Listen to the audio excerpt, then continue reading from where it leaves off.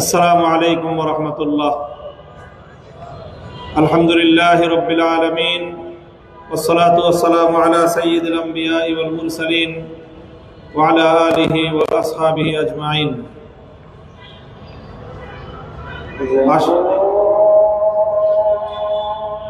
সবাই বলুন আযানের পরে কথা বলবো।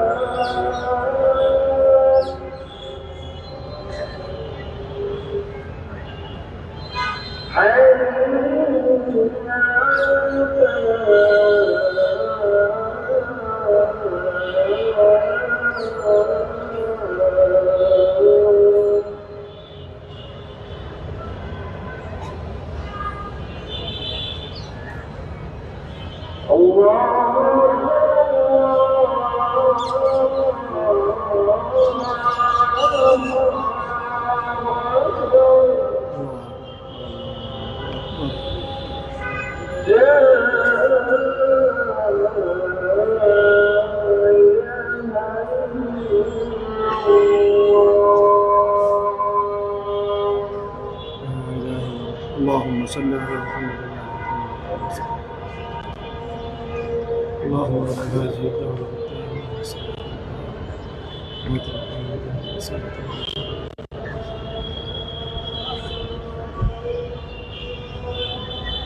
সম্মানিত উপস্থিতি, আসন্ন ত্রয়োদশ জাতীয় সংসদ নির্বাচন আজ বাংলাদেশের এক ঐতিহাসিক সন্ধিক্ষণে, বাংলাদেশের একটি ইতিহাসের গুরুত্বপূর্ণ টার্নিং পয়েন্টকে সামনে রেখে এই নির্বাচন অনুষ্ঠিত হতে যাচ্ছে। আমরা জানি এই নির্বাচন শুধুমাত্র সংসদ নির্বাচন নয়, সংসদ নির্বাচনের পাশাপাশি জুলাই সনদের আইনি ভিত্তি প্রতিষ্ঠা করার লক্ষ্যে গণভোট অনুষ্ঠিত হচ্ছে। গণভোটটা কি, জুলাই সনদ কি এবং গণভোট আর জুলাই সনদের সাথে আসন্ন জাতীয় সংসদ নির্বাচনের সম্পর্কটা কি, সেটা আমাদেরকে ভালো করে বোঝা প্রয়োজন। আজ আমাদের এই মঞ্চে 1971-এর মহান মুক্তিযোদ্ধারা উপস্থিত আছেন। আজকের এই মঞ্চে 2024-এর জুলাই যোদ্ধা এবং জুলাই বিপ্লবে শাহাদাত বরণকারী বীর শহীদদের পরিবারের সদস্যরা রয়েছেন। আজকে বাংলাদেশ 1971-এর মহান মুক্তিযুদ্ধে যে ঐতিহাসিক বিজয় এবং স্বাধীনতা অর্জন করেছিল, দীর্ঘ 54 বছরেও স্বাধীনতার সুফল বাংলার মানুষের ঘরে তুলতে পারেনি। দীর্ঘ 54 বছরেও বৈষম্য দূর হয়নি। দীর্ঘ 54 বছরেও বাংলাদেশের মানুষ তাদের বিজয়ের ফসল ঘরে তুলতে পারেনি। দীর্ঘ 54 বছরেও জুলুম শোষণ মুক্ত একটি স্বাধীন একটি বাংলাদেশ গড়ে তুলতে পারা যায়নি। কায়েমি স্বার্থবাদী গোষ্ঠী তারা তাদের দলীয় স্বার্থ উদ্ধার করার জন্য, তাদের ব্যক্তিগত পার্থিব স্বার্থ উদ্ধার করার জন্য বরাবরের মতো বাংলার মানুষকে তারা জিম্মি করে রেখেছিল। আধিপত্যবাদের কাছে বাংলাদেশকে বন্ধক দিয়ে তারা তাদের রাজনীতি এবং তাদের পেট নীতিকে একাকার করে রেখেছিল। গোটা বাংলাদেশটা একটা বদ্ধভূমিতে পরিণত হয়েছিল। গোটা বাংলাদেশের মানুষকে এক জীবন্ত জিন্দানখানায় বন্দী করে বাংলাদেশকে আধিপত্যবাদী শক্তির কাছে ইজারা দেওয়ার ব্যবস্থা করা হয়েছিল। তার বিরুদ্ধে ফুঁসে উঠেছিল 2024-এর আমাদের ছাত্ররা, ফুঁসে উঠেছিল বাংলার তরুণ তামাল সন্তানেরা। 71-এর মুক্তিযুদ্ধের সেই কাঙ্ক্ষিত স্বাধীনতার ফসল ঘরে তুলবার জন্যই 2024-এর জুলাই বিপ্লব সংগঠিত হয়েছিল। সংগ্রামী সাথী ও বন্ধুগণ, দুর্ভাগ্যজনকভাবে আজকে আমরা লক্ষ্য করছি যে একটি মহল বাংলাদেশে ইতিপূর্বে যেমনি ভাবে 71-এর মুক্তিযুদ্ধকে ইসলামের মুখোমুখি দাঁড় করাবার পায়তারা চালিয়েছিল, সেই পরাজিত শক্তি আবার বাংলাদেশে 24-এর জুলাই বিপ্লবকে 71-এর মুখোমুখি দাঁড় করাবার চেষ্টা করছে। আমাদেরকে এই ষড়যন্ত্র ঐক্যবদ্ধভাবে রুখে দাঁড়াতে হবে।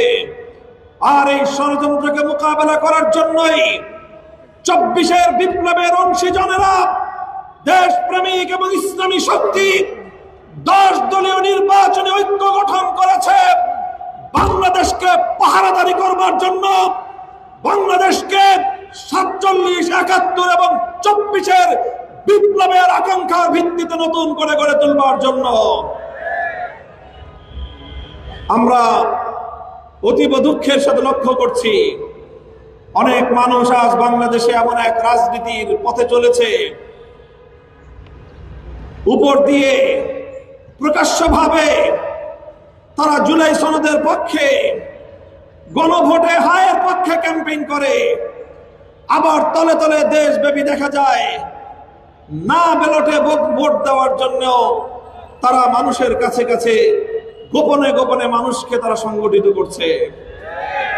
আমার পরিষ্কার বক্তব্য, এমন দ্বিচারিতা এবং মুনাফিকি করে জাতিকে বিভক্ত করার চেষ্টা করা যাবে, কিন্তু আগামীর বাংলাদেশকে দবায় রাখা যাবে না ইনশাআল্লাহ।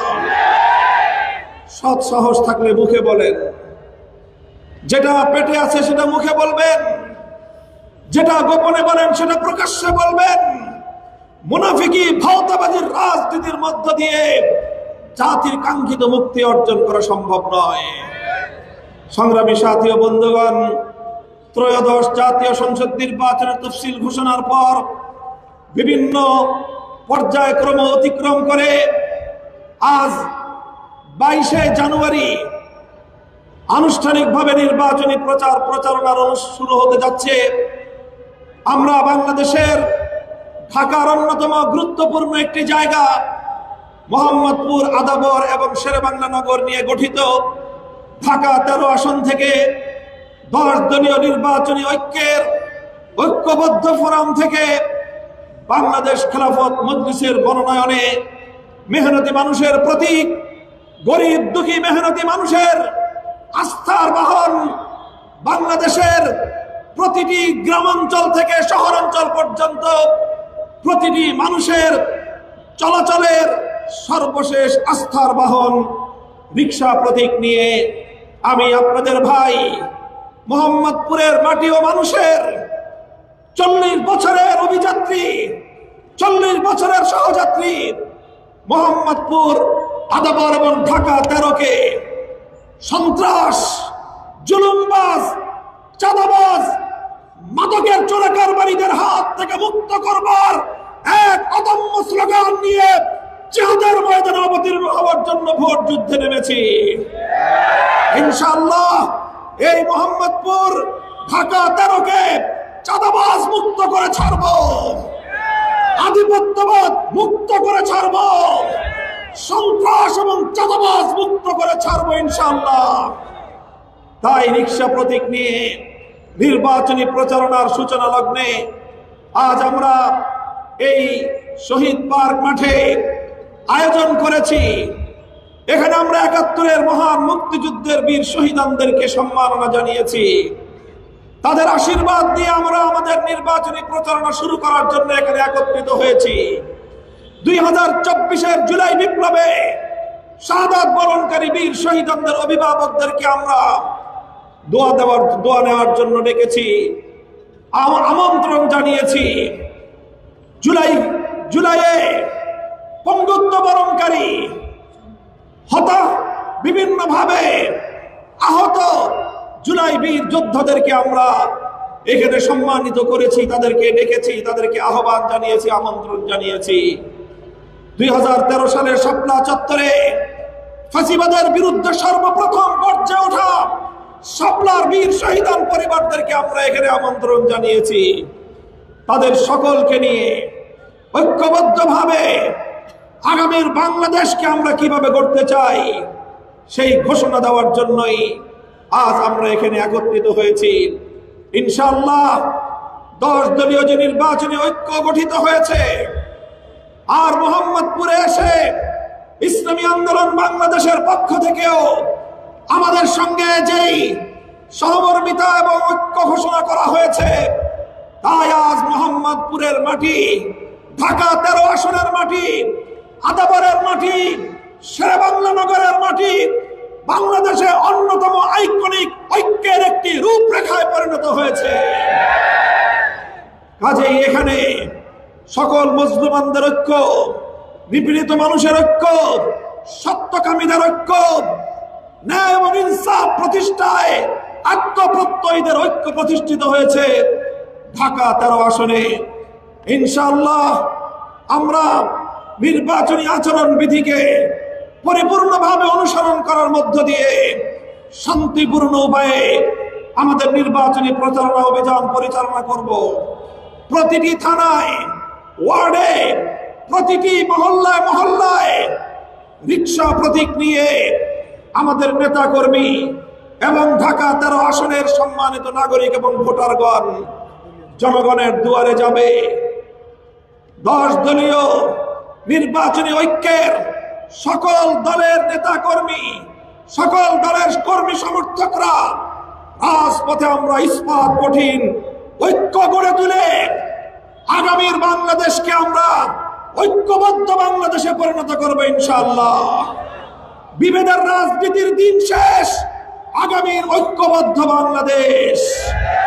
যারা বাংলাদেশকে অতীতে বিভক্ত করে নিজেদের স্বার্থ উদ্ধার করার রাজনীতি করেছে, জুলাই বিপ্লবের মধ্য দিয়ে বাংলাদেশকে বিভক্ত করার রাজনীতি যেভাবে ব্যর্থ হয়েছে, 2026-এর 12 ফেব্রুয়ারি নির্বাচনের মধ্য দিয়ে বিভেদকামী নতুন ষড়যন্ত্রকারীরা প্রত্যাখ্যাত হবে ইনশাআল্লাহ। আমি আমার আজকের এই নির্বাচনী কার্যক্রমের আনুষ্ঠানিক প্রচার অভিযান উদ্বোধনের জন্য 10 দলের সকল নেতৃবৃন্দ, 71-এর মহান মুক্তিযুদ্ধের বীর মুক্তিযোদ্ধা, 24-এর জুলাই যোদ্ধা, শহীদ পরিবারের সম্মানিত সদস্য সকলকে আমি মঞ্চে আমার পাশে আমন্ত্রণ জানিয়েছি। তারা সকলে মঞ্চে এসে আমাদের সাথে সম্মিলিত হয়েছেন।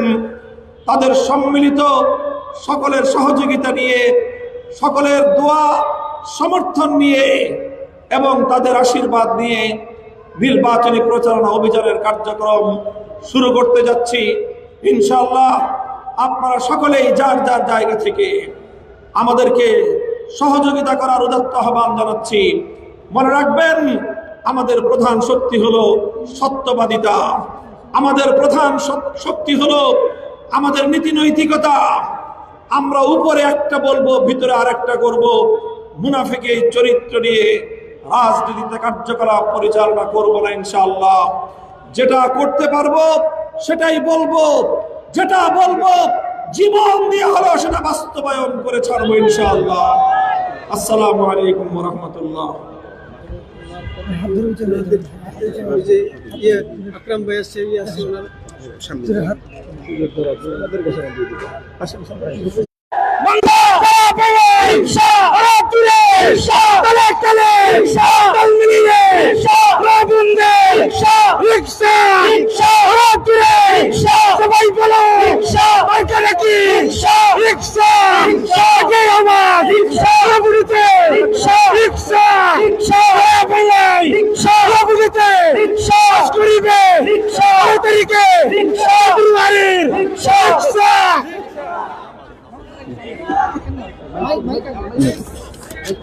মজলিসের দোয়া পড়ে বলে দেন।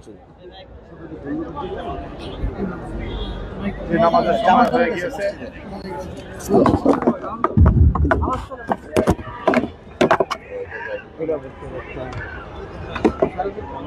নামাজের সময় হয়ে গিয়েছে। আমরা এখন দোয়ার মাধ্যমে আমাদের আজকের এই সমাবেশের সমাপ্তি ঘোষণা করছি। সুবহানাল্লাহ।